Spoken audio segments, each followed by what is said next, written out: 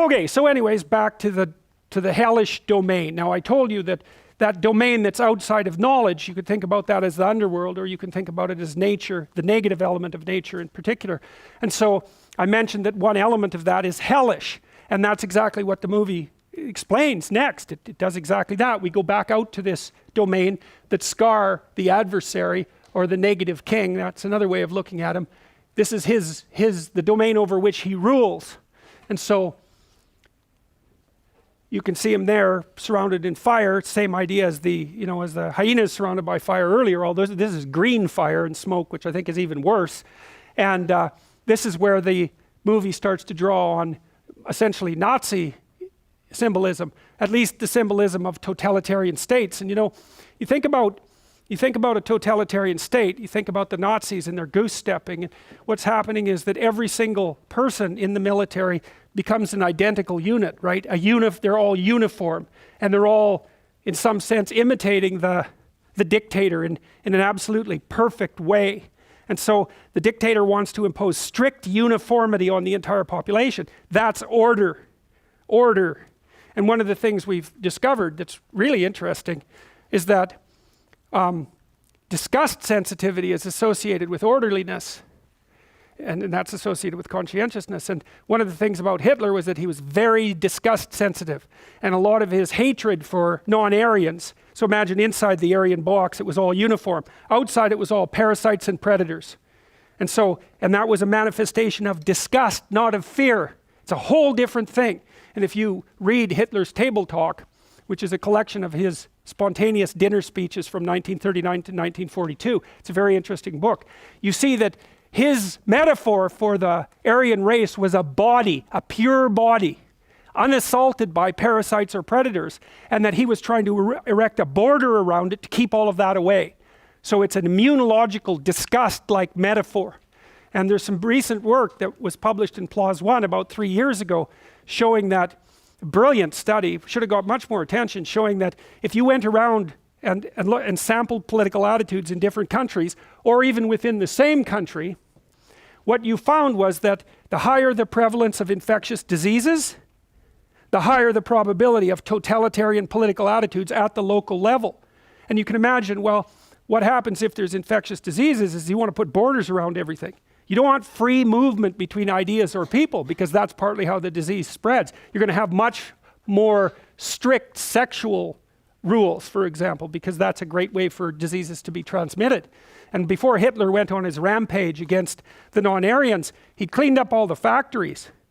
Like he went in there and fumigated them. It was part of the law. He went on a public health campaign to get rid of tuberculosis, and he got rid of the bugs in the factories as well. And he used Zyklon B. That's an insecticide, and that's the gas that he used in the gas chambers eventually. So first it was the bugs in the rats, and then it was then it was euthanasia. That was the next move, and forced euthanasia.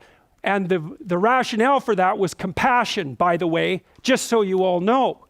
It's merciful to put these people who are burdensome to themselves and their families and the state, who are living second-rate lives. It's merciful to euthanize them. And that was a huge campaign in Germany. It was after that that the more racial purifications began. And so that's the disgust thing. That's unbelievably important. It's because lots of times people think that conservatives are more anxiety sensitive than liberals, and that's why they're closed in terms of their ideas. But that doesn't look right. First of all, conservatives are less neurotic than liberals, although the effect isn't that big. So it doesn't look, and they actually they score higher in measures of well-being. The most unhappy people are liberal men, by the way.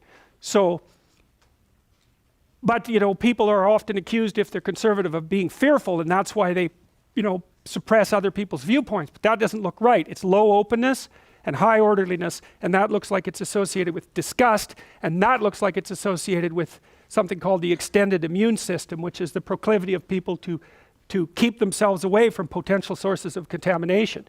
It's really terrifying, because one of the things people often said about Germany was that, it was a very civilized country, and yet it descended into barbarity. But conscientiousness is a very good predictor of long-term success. And so you could say, well, conscientious societies are more civilized, but they're also more orderly. And that makes them more disgust sensitive. And so what it might have easily been in Germany was that it was an excess of civilization rather than its lack that produced exactly these consequences. And that's a far more frightening proposition, and one that's, I believe, much more likely to be true. Hitler bathed 4 times a day. And he was also an admirer of willpower, so he could stand like this for 8 hours in the back of a car. And the thing about conscientious people is they're very willpower oriented. And so if you're unfortunate enough to be sick chronically in the house of someone who's conscientious, especially if it's a mental illness, you're more likely to relapse, because the conscientious person is going to be judgmental, and they're going to say to you, if you're schizophrenic, they're going to say, well, if you just organize yourself and get up in the morning and try a little harder, you could overcome this, which is of course true, except you can't because you're schizophrenic. And so the pressure put on you by the anger and the contempt is going to increase the probability that you'll relapse. So orderly people are very judgmental. And you know, orderliness is very highly associated with things like anorexia. And the anorexic is basically someone who's so disgust sensitive that they become unable to tolerate their own body. And they see it as a source of corruption and imperfection, which of course is exactly right.